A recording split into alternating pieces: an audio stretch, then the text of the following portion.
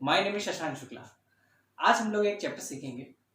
इसमें हम लोग सीखेंगे कि मैटर क्या होता है, उनके कैरेक्टर्स क्या होते हैं, उनके स्टेट्स क्या होती हैं और उन स्टेट्स जिसमें कि हम लोग पहले जानते हैं सॉलिड लिक्विड गैस होता है, तो उनकी क्या प्रॉपर्टीज़ होती हैं, उनकी डिफिनेशंस क्या होती हैं और उसके बाद उनके आपस में कन्वर्जन्स क्या हो सकते हैं। उनके कन्वर्जन्स मतलब जैसे सॉलिड लिक्विड में कन्वर्ट होता है तो उसे क्या कहते हैं, उसकी प्रॉपर्टीज में क्या चेंजेस आते हैं, और इसी तरह लिक्विड गैस में और गैस सॉलिड में यही सारे इंटर कन्वर्जन्स हम लोग इस चैप्टर में पढ़ेंगे। Thank you. So let's start. हमारा पहला पॉइंट मैटर। मैटर भी दो तरह के होते हैं, एक वो जिसे बाहर हम लड़ते हैं और दूसरा जिसे हम पढ़ते हैं। तो पहले आते हैं मैटर की डिफिनेशन पे। तो matter is any substance that occupies some mass and space by volume. मतलब हम कहीं पे कोई भी चीज अगर ऐसी है जो कि कुछ मास है, जिसका मतलब कुछ द्रव्यमान हिंदी में कहते हैं मास हो, और वो कुछ स्पेस कवर कर रही हो या वॉल्यूम मतलब उसका कुछ हो अगर, तो वो हमारी मैटर होती है।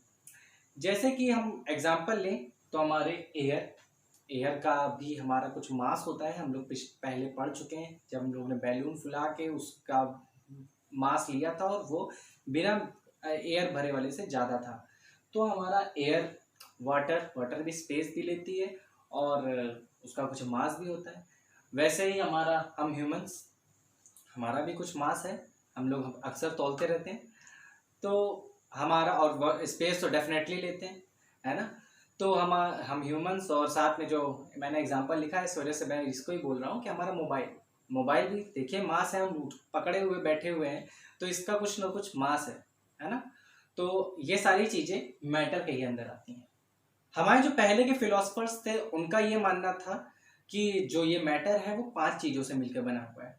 वो 5 चीज़ें air, fire, sky, earth and water.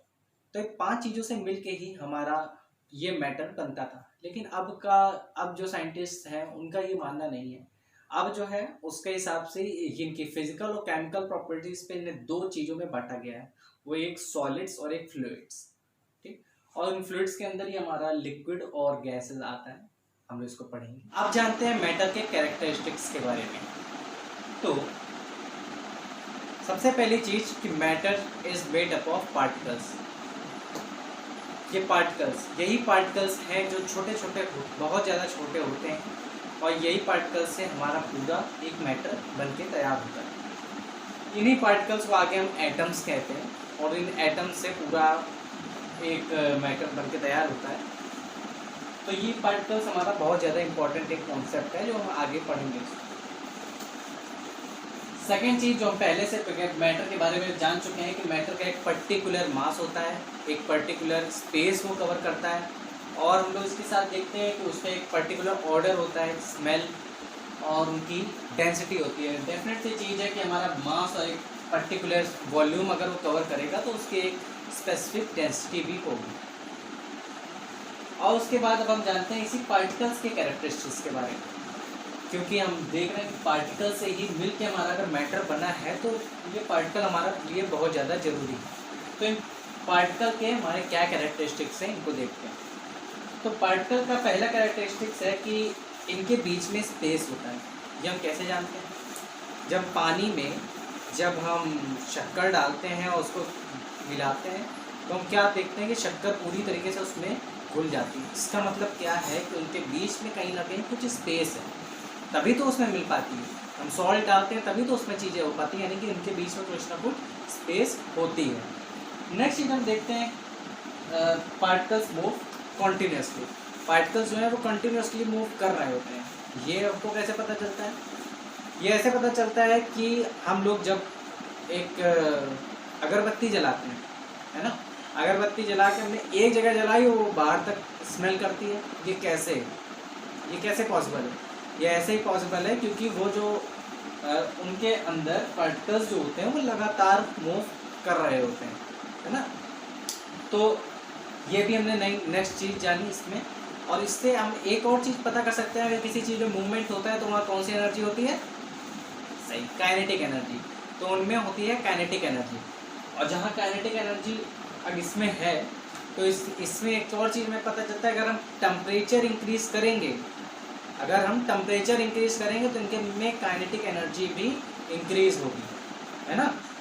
तो ये चीज़ें इसमें हमको पता चला। नेक्स्ट चीज़ है कि पार्टिकल्स अट्रैक्ट ईच अदर।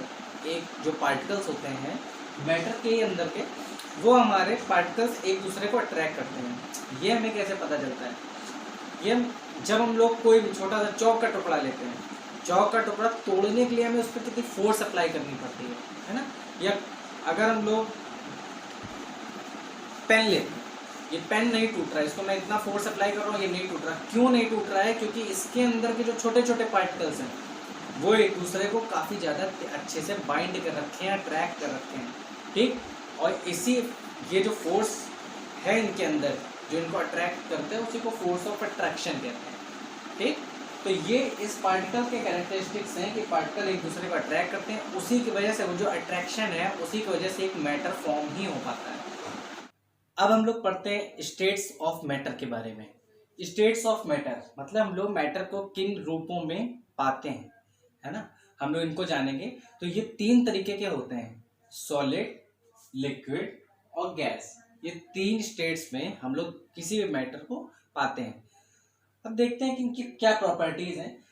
पहले हम लोग जनरल ऐसे बात करें तो सॉलिड जो है उसको हम देखते हैं कि उसको हम लोग कट कर लेते हैं। लिक्विड को हम लोग कट कर सकते हैं? बिल्कुल नहीं। और गैसेस को, उन्हें भी हम लोग नहीं कर सकते हैं, ठीक। और साथ में सॉलिड्स को हम लोग दबा सकते हैं, किसी चीज से हम लोग दबा सकते हैं ना किसी, मगर हम लोग ऐसा लिक्विड के साथ बिल्कुल नहीं कर सकते। गैसेस के साथ कर सकते हैं, एक्चुअली गैसेस के साथ कर सकते हैं हम लोग, तभी हम लोग एलपीजी वगैरह पा पाते हैं, एलपीजी और सीएनजी, है ना, क्योंकि कंप्रेसिबल गैसेस जो है वो कंप्रेसिबल है। उनका रीजन अभी हम लोग आगे देखते हैं। तो इन्हीं सारी चीज़ों को हम लोग आगे पढ़ेंगे कि सॉलिड क्या है, पर्टिकुलर डिफिनेशन और इनकी प्रॉपर्टीज से एक्चुअली सॉलिड्स और लिक्विड और गैसेस के डिफिनेशन आती है। तो हम लोग उन प्रॉपर्टीज को जानेंगे, एक एक को आराम से समझेंगे। पहले देखते हैं सॉलिड्स को। सॉलिड्स, ये डिफिनेशन मेरी बनाई हुई है, तो आप वैसे भरोसा कर सकते हैं इस पे। तो solid is a state of matter in which the particles are closely packed. मतलब कि अगर हम लोग स्टार्टिंग में देखे थे कि हमारा जो पूरा मैटर था वो पार्टिकल से बना था। तो अगर कोई एक ऐसी चीज है, कोई ऐसा सब्सटेंस है जिसके अंदर जो पार्टिकल्स हैं वो बहुत ज़्यादा बंधे हुए हों, जिनके अंदर फोर्स ऑफ अट्रैक्शन हम कह सकते हैं बहुत ज़्यादा हो, और उनके जो पार्टिकल्स हैं बहुत ज़्यादा पास और एकदम बंधे हुए हों, तो ऐसी चीज़ें जो हैं वो सॉलिड्स होंगी, ठीक। तो अगर कोई चीज़ बहुत बंधी हुई है तो उनकी वजह से उसमें क्या होगा, वो बहुत ज़्यादा रेजिड होंगे, मतलब बहुत ज़्यादा कठोर होंगे, है ना। साथ में उनका एक डेफिनेट वॉल्यूम होगा, क्योंकि वो इतने ज़्यादा बंधे कि उसमें और कुछ ज़्यादा स्पेस तो है नहीं, तो उनका एक वॉल्यूम भी निश्चित होगा। उसके अलावा उनका शेप जो है वो भी चेंज नहीं होगा। अगर डेफिनेट वॉल्यूम में है, रिजिड है, तो डेफिनेट सी चीज़ है कि हमारा उसका जो शेप है वो भी चेंज जल्दी नहीं होगा, ठीक, यानी कि डेफिनेट शेप है इसका। Next is break down but don't deform. हम देखें कि टूट जाती हैं चीज़ें लेकिन झुकती नहीं, हाँ। तो इसके साथ भी यही है, सॉलिड्स जो है वो that break down but doesn't deform. Next is negligible compressibility, बहुत कम होता है कि दबते हैं। ये भी चीज़ें इसी में है कि टूट जाते हैं चीज़ें लेकिन जल्दी दबती नहीं है सॉलिड्स चीज़ें, है ना। लेकिन कहीं ना कहीं थोड़ा सा, बहुत थोड़ा सा, जितना पार्टिकल्स में क्या है कि अभी हम लोग आगे पढ़ेंगे उस चीज़ों को, कि बहुत थोड़ी सी जगह स्पेस फिर भी बच जाती है, तो उतना वो और ज़्यादा थोड़ा सा दब सकते हैं। तो वही निग्लिजिबल ही है, वो बहुत ज़्यादा कम अमाउंट होता है एक्चुअली, तो उतना इसमें कंप्रेसिबिलिटी होती है। तो यही इसकी प्रॉपर्टीज है। प्रॉपर्टीज की बात करें तो closely packed, rigid and definite volume, definite shape and negligible compressibility, ये इसकी प्रॉपर्टीज है, ठीक। आगे देखते हैं लिक्विड्स। अगला जो हम जानने जा रहे हैं वो है लिक्विड्स के बारे में। Liquids, liquid is the state of matter which has no fixed state but a fixed volume. Liquid state matter का वो स्टेट है जिसमें कि हमारा कोई फिक्स शेप नहीं होता, हम लोग जिस बर्तन में डालते हैं उस शेप का पानी हो जाता है, पानी वो शेप ले लेता है जिस बर्तन में डालो, है ना। तो इस पे इसका कोई भी फिक्स शेप नहीं होता, लेकिन एक फिक्स वॉल्यूम होती है, एक फिक्स वॉल्यूम होती है इसकी, है ना। इसमें क्या है, हम कितना भी पानी ऐसा नहीं है कि हम कितना भी एक जो फिक्स वॉल्यूम का हमने अगर ग्लास लिया तो उसमें ऐसा नहीं कि कितना भी लिक्विड डालते रहो, नहीं हो पाता ऐसा। हम लोग ये इसका फिक्स्ड वॉल्यूम होता है, यही इसको गैस से अलग करता है, इसकी यही प्रॉपर्टी से गैस से अलग करती है। सेकंड चीज है कि ये फ्लो कर सकता है, पानी हम लोग करते हैं ना वो फ्लो, हमारी नदियां जो है इसी वजह से बह ही रही हैं क्योंकि ये फ्लो होता है। एंड इसमें अगर पार्टिकल्स की बात करें, पार्टिकल्स की बात करें तो पार्टिकल्स इसमें लूजली पैक्ड होते हैं, है ना। पार्टिकल्स बहुत ज्यादा बंधे हुए नहीं होते, कुछ दूर दूर होते हैं। अगर मैं इसको डायग्राम से दिखाऊं तो अगर सॉलिड जो होता है, मैं पिछली बार बताना चाह रहा था, तो वो ऐसे कुछ बंधे होते हैं,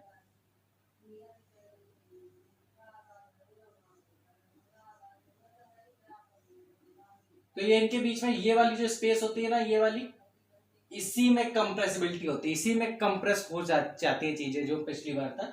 लेकिन लिक्विड जो होता है उसमें चीजें इतनी दूर दूर पार्टिकल्स रहते हैं, ठीक। मतलब ये बहुत ज्यादा देखा जाए तो ये बहुत ज्यादा दूर नहीं, क्योंकि गैसेस में तो इसका भी अपोजिट है, एक यहाँ होगा, दूसरा हो सकता है कि यहाँ हो, तीसरा कहीं हो, ठीक। तो ये चीज हमारा इसमें लूजली पैक्ड होता है, दूर दूर होता है। और लूजली पैक्ड है इस वजह से क्या है कि इसमें लेसर फोर्स ऑफ अट्रैक्शन होती है, इसमें लेसर फोर्स ऑफ अट्रैक्शन होती है, दोनों पार्टिकल्स के बीच में उतना ज्यादा अट्रैक्शन नहीं होता जितना इसमें होता है, और इसमें तो नेग्लिजिबल ही है। हाँ, नेक्स्ट चीज है कि अब इसमें क्या है कि पार्टिकल्स बिल्कुल बंधे हुए हैं, ये मूव तो इसके अंदर के ये पार्टिकल्स तो मूव ही नहीं कर सकते, लेकिन गैसेस लिक्विड में ऐसा नहीं है। लिक्विड में ये जो पार्टिकल्स हैं ये अंदर अंदर मूव कर सकते हैं, गैसेस में भी अंदर अंदर मूव कर सकते हैं, ठीक। तो ये प्रॉपर्टीज होती हैं लिक्विड्स की। फिर से एक बार अगर लिक्विड की प्रॉपर्टीज को हम लोग देखें तो क्या है कि no fixed shape, fixed volume, can flow, particles are loosely packed, lesser force of attraction, and can move freely, particles can move freely। तो ये इसकी प्रॉपर्टीज हम लोग कह सकते हैं। हम लोग तो कई जगह पे देखते हैं भी हैं जो लिक्विड्स, हमको हम लोग कई जगह तेल जो हमारा है आता है, वो भी पानी आता है वो भी, तो इस और सारी नदियां हमारे देखा जाए तो पूरे अर्थ में 2/3 कहते हैं पानी ही है, तो यानी कि लिक्विड सही हमारा पूरे शरीर में देखें तो 70% हमारे लिक्विड है। तो लिक्विड एक बहुत इंपॉर्टेंट हमारा फील्ड भी है, इसमें इलेक्ट्रिसिटी जो बन रही है वो भी देखा जाए तो इसी में है, जो जितनी मछलियां रह रही हैं तो वो भी लिक्विड्स में रह रही हैं। तो एक लिक्विड जो है वो बहुत ही ज़्यादा इम्पोर्टेंट स्टेट ऑफ मैटर है, सॉलिड से भी ज़्यादा ही मुझे लगता है। और आइए पढ़ते हैं अब आखिरी स्टेट ऑफ मैटर, ये है gas. Gas is the state of matter in which there is a large space between the particles। हमने इसको जो तीनों हैं सॉलिड लिक्विड गैस, उन तीनों को डिफाइन करने के लिए उनके पार्टिकल्स की स्पेसिंग का सहारा लिया है। तो गैसेस इसमें वो है जिनके बीच में बहुत ज़्यादा स्पेस हो, एक यहाँ एक यहाँ एक यहाँ, काफ़ी ज़्यादा दूर दूर स्पेस हो, तो उसमें हम उन्हें गैसेस कहते हैं। अब अगर बहुत ज़्यादा दूरियां हैं, आपके और आपके दोस्त के बीच में बहुत ज़्यादा दूरियां हैं, तो क्या चीज़ होगा, धीरे धीरे फोर्स ऑफ अट्रैक्शन कम होने लगेगा, ठीक। तो जो गैसेस हैं उनके में बहुत ही सबसे ज़्यादा कम फोर्स ऑफ अट्रैक्शन होता है। सॉलिड में सबसे ज़्यादा फोर्स ऑफ अट्रैक्शन, बिल्कुल बगल बगल दोनों दोस्त बैठ रहे हैं तो जब तक दोनों साथ साथ हैं force of attraction high. Liquids में थोड़ा दूर गए फोर्स ऑफ अट्रैक्शन थोड़ा कम, और गैसेस में तो बहुत ही दूर है तो सबसे लीस्ट फोर्स ऑफ अट्रैक्शन होगा। अब फोर्स ऑफ अट्रैक्शन भी कम है तो क्या है कि दूसरा, जब बाहर का कोई आदमी है तो वो दबा ले जाएगा, है ना। दोनों पार्टिकल्स को यहाँ पे जब कंप्रेस किया जा सकता है तो ये दोनों को दबा के पास लाया जा सकता है, और दोनों अगर पास आएंगे तो क्या हो जाएंगे, अगर दोनों पार्टिकल्स दूर दूर हैं थोड़ा थोड़ा पास आएंगे तो वो कन्वर्ट हो जाएंगे लिक्विड्स में, है ना। तो यही हमारा एलपीजी और सीएनजी का कॉन्सेप्ट है। उसमें वो लोग इतना ज्यादा कंप्रेस करते हैं कि जो दूर दूर के पार्टिकल्स हैं उनको वो लोग पास ले आते हैं। ठीक, तो यानी कि इसकी कंप्रेसिबिलिटी बहुत ज़्यादा हाई होती है, इवन हाईएस्ट होती है। सॉलिड और लिक्विड इतने ज़्यादा कंप्रेस नहीं हो सकते, लिक्विड तो हो ही नहीं सकता है, बट सॉलिड जो हो सकता है वो भी इतना ज़्यादा नहीं हो सकता। हाईएस्ट कंप्रेसिबिलिटी है इसकी। नेक्स्ट हम देखेंगे कि अगर ये इतनी दूर दूर है तो इनके बीच में क्या है, हाई स्पीड ऑफ पार्टिकल्स होगा। पार्टिकल्स हम लोग ने स्टार्टिंग में भी पढ़ा था कि पार्टिकल्स जो है वो ऐसे मूव करते रहते हैं। हमने एग्जाम्पल भी लिया था इंटेंस स्टिक का, इंसेंस स्टिक का मतलब अगरबत्ती का मैंने बोला था। तो वो आप अब जब हमने एक जगह जलाते हैं तो बाहर तक में स्मेल आती है, तो वो क्यों होता है, क्योंकि हमारा पार्टिकल्स मूव कर रहे होते हैं। तो यहाँ पर हाई स्पीड ऑफ पार्टिकल्स इसमें हम देख सकते हैं। तो इस वजह से इनमें डिफ्यूजन बहुत ज़्यादा होता है, बहुत ज़्यादा हम लोग इसके अंदर डिफ्यूजन देख सकते हैं। तो ये थे हमारे गैस की प्रॉपर्टीज। अगर हम लोग डिफरेंस तीनों में देखें तो बहुत ईजी है। अगर सॉलिड्स की बात करें तो बहुत ही ज़्यादा high force of attraction, particles बहुत ज़्यादा क्लोजली पैक्ड, और उसके अलावा कंप्रेसिबिलिटी, निग्लिजिबल कंप्रेसिबिलिटी होती है, थोड़ी सी होती है, और definite volume, definite shape, definite मास तो पूरे सबका ही होता है। तो ये हमें मिलता है सॉलिड में। लिक्विड की बात करें तो कंप्रेसिबिलिटी निग्लिजिबल, लूजली पैक्ड होते हैं, थोड़े थोड़े दूर पे होते हैं, साथ में डेफिनेट शेप नहीं होता लेकिन डेफिनेट वॉल्यूम होता है, मास तो डेफिनेटली होता है, और फोर्स ऑफ अट्रैक्शन उसके कंपैरिजन में थोड़ा कम होता है, सॉलिड के कंपैरिजन में थोड़ा कम होता है, लेकिन गैस के कंपैरिजन में बेटर रहता है, ज़्यादा रहता है। ठीक, अब लास्ट गैस की बात करें तो इसमें क्या है, बिल्कुल ही दूर दूर पार्टिकल्स हैं, बहुत लार्ज स्पेस होता है दोनों के पार्टिकल्स में, फोर्स ऑफ अट्रैक्शन बिल्कुल नेग्लिजिबल होता है इनमें, कंप्रेसिबिलिटी बहुत हाई होती है, इतनी किसी में कंप्रेसिबिलिटी नहीं होती। ठीक, एग्जांपल एयर। ठीक, एयर ही है, सबसे बड़ा एग्जांपल तो हमारे लिए एयर ही है। हाँ, हाई स्पीड्स ऑफ पार्टिकल हमारा इसमें सबसे ज्यादा हाई हम देख सकते हैं, क्योंकि दूर है तो इस वजह से पार्टिकल्स की जो स्पीड है वो इसमें जब बहुत ज्यादा होगी, सॉलिड में बहुत कम, लिक्विड में भी होती है, तभी फ्लो कर सकते हैं। तो इसलिए गैस और लिक्विड को हम लोग फ्लूइड्स कहते हैं। ठीक, यानी कि जो चीजें फ्लो हो सकती हैं उनको हम लोग फ्लूइड्स कहते हैं, और सॉलिड्स जो रिजिड होते हैं और वो फ्लो नहीं कर सकते हैं। ठीक,